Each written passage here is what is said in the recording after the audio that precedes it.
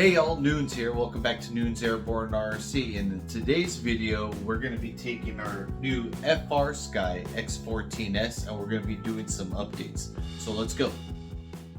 Alright guys, we're over here on the FrSky's website for the twin X14S, and here you can see all the colors, the overview and all the fun stuff, the specs, and right here the download page. We'll go to the downloads. And as you can see, you got the manual, you got your RF firmware for your internal module, and you also have the Ethos Suite. If you don't have it, you'll click here to go ahead and get it. These are all the supported radios. We have it installed. The link will be down in the description for this. Let's open up Ethos. And here you go, we have Ethos. So let's go to radios, and as you can see, radio connection not detected. Please power on your radio and enter bootloader mode. And there's two ways. One, you can power on the radio and select it, but what we're going to do is by pressing the enter button and the power together. So we're going to connect our radio. And as you can see, the first thing that comes up is your files on your internal memory. We'll close those out. And as you can see, since this is a new radio, the firmware version is out of date. Our bootloader version is good to go. Our module version is 1.0.6, which looks good. And we can go ahead and update this all by selecting right here. Ethos version, right here, the stable. You can select from stable or testing versions. Always stay on stable. And here everything is. So we'll go to the 1.5.9. We'll select English.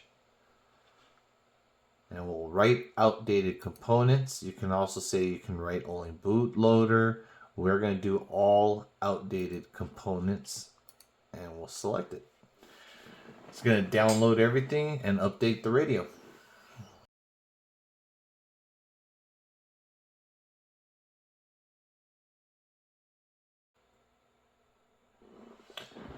And now we're all said and done. It reopens our internal file folders. The following system audio folders are no longer used by the firmware due to a system upgrade version. It is recommended to remove the directory. Is it okay to do so?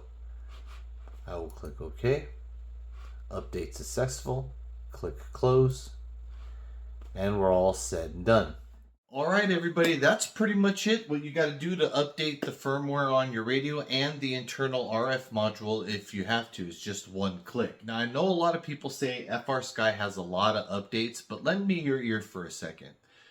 If you have a radio such as Spectrum or Futaba that's proprietary, they only have to update to what they make, so their receivers or their firmware, no outside or third-party entities.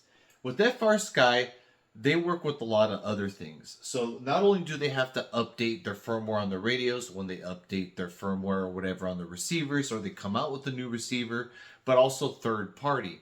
If you're using an Express LRS, Ghost, Crossfire, or a multi-module in the back, every time there's an update for that module, there might be a little quirk with your current firmware, but FrSky comes out and they update it so it starts working again, which is really awesome. So that, hopefully that explains to you why there's a lot of updates. It's because I like to call it a multi-platform across the board. You're not just stuck with one thing. And if you like what you see, y'all, and you like this radio, the link is down in the description. Pick one up for yourself at Banana Hobby. Noonz out.